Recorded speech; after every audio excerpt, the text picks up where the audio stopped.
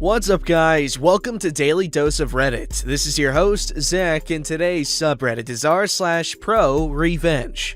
Alright guys, this story's called, Want to undercut me on a job by doing shady and poor work? Fine, just wait and see. I was an observer in this whole affair, but to say I didn't enjoy the hell out of it would be a lie. Company A did fencing, walls, barriers, etc. Company A was ran by Bob. Bob was a real upstanding guy, took over the business from his father, and really grew it into something big. Bob had an employee, Jake. Jake had been with Company A for quite a few years, but Bob and Jake always rubbed off on each other in the wrong ways. Bob always felt like Jake was the king of shortcuts and shoddy workmanship. When Bob took over the company from his dad, Bob applied more pressure on Jake to bring up the quality of his work or be let go. Eventually, Jake got tired of the increased pressure and quit and formed his own fencing company called Company B. Derivative, here's where I come in.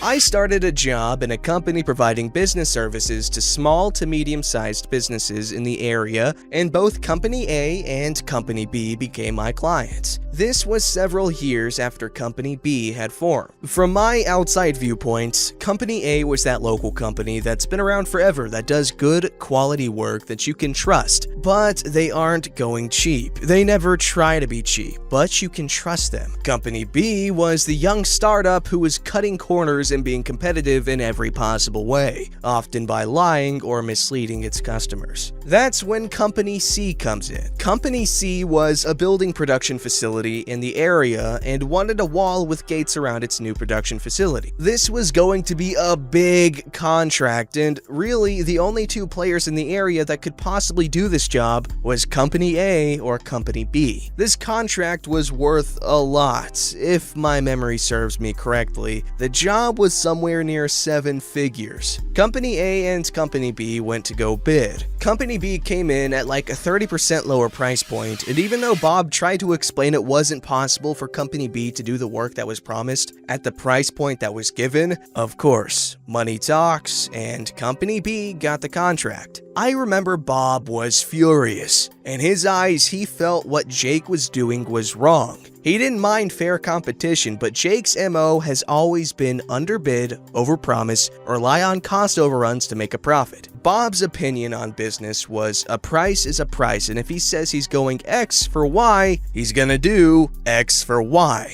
even if he loses money. It's how he was raised. Some time goes by, and Bob gets a call from Company C. They've apparently fired Jake and his company due to not being able to do the work required, and ask Bob if he can come in and fix the mistakes. Bob agrees and gets the job done. At this point, Bob starts thinking, he's gotta take Jake out. Jake is taking too much money out of his pocket. Bob comes up with the idea of buying Jake out. But Bob knows if he approaches Jake, regardless of what he offers to pay, Jake is gonna say no. So Bob has gotta be smart. Bob is talking about this during one of our meetings. We had become quite close, and I tell Bob, I bet there are lawyers out there who specialize in helping other companies acquire other companies. Bob asked me if I know any. I don't, but I did have a client who specialized in business law who would be more familiar with this whole thing. I give Bob his contact info, and Bob thanks me. Bob contacts the lawyer and tells the lawyer what he would like to do. The lawyer tells Bob a lawyer who used to work for him now works for a firm that specializes in mergers and acquisitions, and if Bob wanted to buy out Jake's company, he's confident this firm could get it done. Also, this firm was in the big city, far away from their small community, so it's unlikely Jake would know what's truly going on. Bob contacts the firm and says he wants to buy out his competitor and would like to enlist their services. Now, this is already getting a bit longer, so I'll get to the point. The firm ended up buying Jake's company, lock, stock, and barrel, and gave the company to Bob. All the while, Jake was completely oblivious to the fact that his archenemy has just acquired his very own company. I recall Bob describing to me the day he walked into Jake's company with such delight. Bob was told he owned the company, Jake had been paid and was expecting to meet the new owner of the company that pleasant Monday morning. Jake was given the title of general manager and was considered second in command hand now. So, Bob walked into that building that once belonged to Jake with his documents and the lawyer that helped him acquire the firm, who Jake was familiar with. Bob walked into Jake's office. To Jake's surprise, Jake says, "Hi, Bob." "Hi, Jake. How are you?" "I'm good. What are you doing here?" "Oh, nothing much. Just thought I'd come check out my newly acquired business." "Jake, you sold your company to me." "I did what? No, I didn't. I sold it to XYZ. XYZ is the law firm I hired to organize the transaction. I am now the owner. That's bullcrap." Here's the documents. Lawyer, who Jake was familiar with, confirmed this was all true. "So now you're my boss?" "Yes, now get up. That's my chair and I'm tired. I want to sit down for a minute." "This is my office." "This is my company and I have decided that this office is now my office. So I'm gonna need you to get out of my chair." Jake gets out of the chair. "Great. Well, have a seat, Jake." "Thanks." "Jake, I think the first order of business today is getting rid of redundancies." "What do you mean?" "Well, you see, Jake, whenever a company acquires another company, you get overlap, redundancies. 2 HR departments, 2 secretaries, 2 accountants, etc. But now it's all one company, so now you got redundancies, overlaps, which is quite frankly a waste of money. "Yeah?" And I don't need 2 owners working for one company." And he laughs and tells me he had the biggest crap-eating grin on his face. "Jake, it's become apparent that your services are no longer required and effective immediately, you are terminated." "But no, you can't fire me. I built this company from the ground. "The decision is final. You may collect your personal belongings and leave the premises. What time did you get to work this morning?" 7 a.m. "Great. So you've been here for 2 hours. I'll make sure payroll pays you out for 2 hours on the agreed upon rate in the buyout agreement. Have a nice day." "So you're just firing me? Just like that?" "Yep, should have done this long ago." "What about my family?" "Jake, I just bought your company from you and paid you a lot of money. You'll be fine. Now get out of my office and out of my building." And that is how Bob acquired and fired an employee he should have fired long before. And some background. I remember the day vividly when Bob scheduled an appointment with me to go over Company B's services and negotiate a new service contract with us. It was the day Bob had fired Jake. Bob was in a great mood, one of the best moods ever. We did the business that we needed to handle, and Bob said, "OP, you helped me a lot get this all done. I'd like to invite you out to dinner and drinks, and let's watch Monday Night Football together." I really hadn't helped. And I said, "Bob, I really didn't do much." He said, "Oh, yes, you did. You pointed me in the right direction." I go, "Well, that's the least I could do." He said, "Very well. I still like to take you out to dinner and drinks if that's all right with you." Now, I'm not one to turn down free beer and food, so I agreed. And that night, Bob and I went to a local hangout and watched Monday Night Football and ate and drank beer as Bob recounted this whole experience with such joy. Now, these are the kinds of stories we like to hear about when it comes to business acquisitions and stuff. The honest, hardworking guy wins in the end. That's a good ending right there. I give it the rating of pretty damn good. Pretty damn good.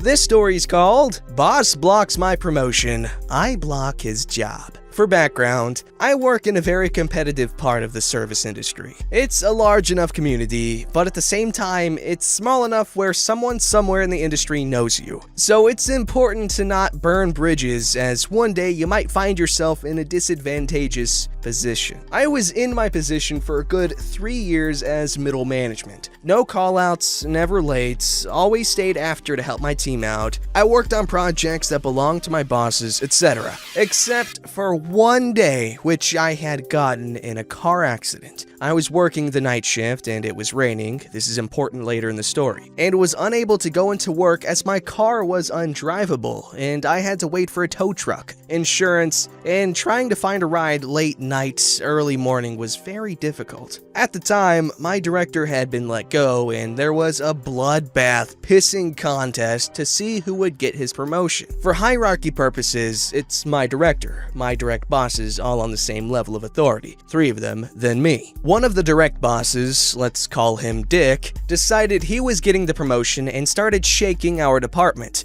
Restructuring projects, changing people's shifts, taking credit for other people's work. He was a real pain. About a few weeks of this, he had decided to switch me from morning shifts, which I had gotten due to my seniority in the team, into night shifts. I didn't make a stink because we were very short-handed, also important, and the team needed help as we had newer members who had children, and I understood how this could affect their life. Fast forward a few more weeks and I get into the car accident, which made me call out. This didn't sit well with him as I had made the team suffer because of my irresponsibility. LOL, what? I didn't think much of it since I knew it was stressful and people tend to say things they don't mean under stress. Soon after that, I met some higher-ups from another department. They offered me a job in a new venture the business was exploring. I was a good candidate because of my experience and work traits. Of course, I agreed as this would be a promotion in position and salary. Plus, my network of contacts would put me in a position to grow even further. I went through a series of interviews, 3 in total, and I was given the opportunity to take the position. I signed my paperwork and shook the hand. A couple of days later, HR called me saying the position was rescinded and that it shouldn't come as a surprise. I was shocked and asked for a meeting to understand the decision. Cue the day of the meeting. I walked in and HR is sitting in the meeting room with Dick. After the cordialities, Dick explains that he blocked my promotion because I had attendance issues, which I had 1 call out due to my accident, and HR chimed in saying this shouldn't deter me from applying again in 6 months.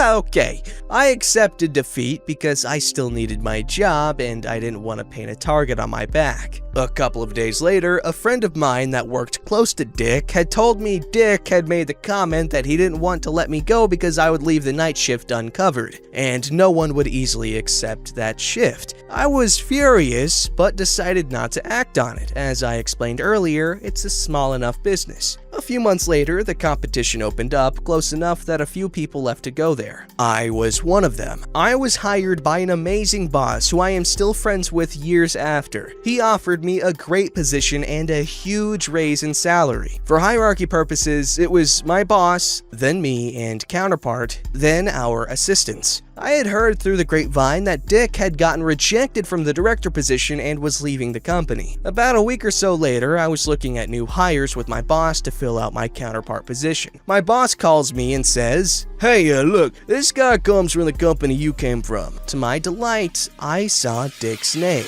I had been hiring people to the assistant positions from the previous company, so I guess Dick thought he was next. I told my boss about Dick and how he had blocked my promotion. All my boss said was TBNT, or thank you but no thank you. We didn't even give him an interview. Looking back at it, we should have given him the interview and just said no. It would have made it sweeter. Like I said before, don't burn bridges if your industry is small. Ooh, I love a good callback, man. You know, I just noticed that you don't really see that in Reddit posts. This guy, he made that whole story and he made a callback to what he said in the beginning. See, you don't know where that was going. I thought it was just, a little tidbit of information, but then he made a callback. Holy crap, that's some good storytelling there.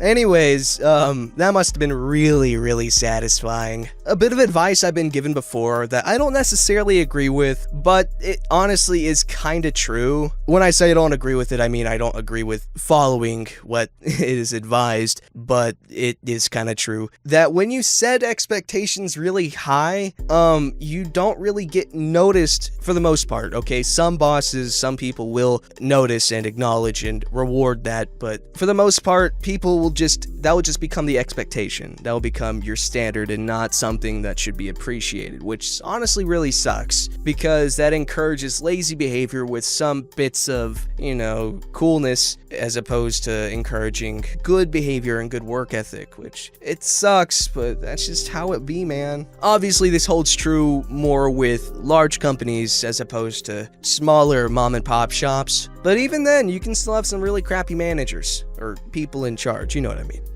Today I frizzed it up by ripping a giant bong hit in an important departmental meeting. This TF happened 30 minutes ago and isn't my TF, but rather my colleagues. Delete if not allowed, it was too fantastic not to share. Once upon a time, a nearby department that shall not be named stopped caring about ethics and allowed the team leads to hire their old buddies from past jobs instead of hiring people who can actually do the job. This led to a particular team lead hiring a bunch of old bartending buddies and allowing those old bartending buddies to take liberties such as extra work from home days and extra flexibility on shifts. One of these buddies decided to seize the opportunity and make the most of it by working from home more and more frequently. It was eventually noticed that while this fellow was tuning into all the Skype meetings from home, no one ever saw or heard from him on the calls. While some wondered why, no one inquired, as this was, after all, a former bartender buddy of the team lead. Then one day, Buddy pushed his luck too far and forgot to mute his Skype while tuned into a regional work meeting. This was not just any regional meeting, however. This regional meeting was the department head of a very important sub-team of the larger global team Buddy was part of. Now, department head had traveled to visit this office from corporate office in another country and had a name that was common in his country of origin, but less common in the country he was visiting. As Buddy had worked for an international company with offices all over the world and a focus on diversity, one could not be blamed for believing that Buddy would be used to names from outside of his culture and respectful of cultural differences. This was not the case.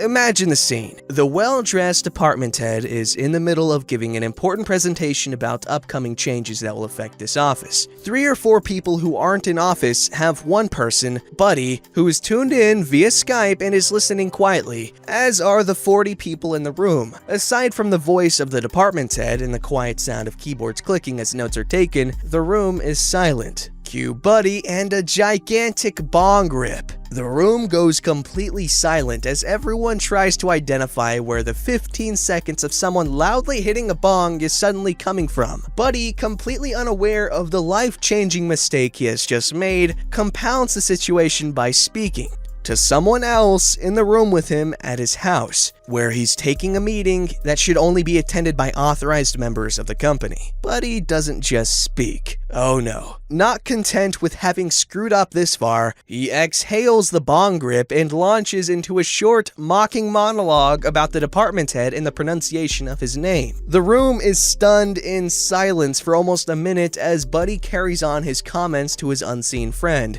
destroying his career further with every word. Eventually, someone from Buddy's team has the presence of mind to mute Buddy's line and end the situation. But the damage has been done, and Buddy's career is, well and truly, screwed. So yeah, that happened. And Buddy, if you're reading this, you're a freaking idiot. Edit! Buddy's girlfriend also works here. She left the meeting abruptly and has returned an hour later with a crimson-faced Buddy in tow. No idea where he is now. Edit 2. Buddy's at his desk, working silently and shamefacedly. Edit 3. So apparently we're just gonna sweep this whole screw-up under the rug. Wow. That is so freaking good. Wow.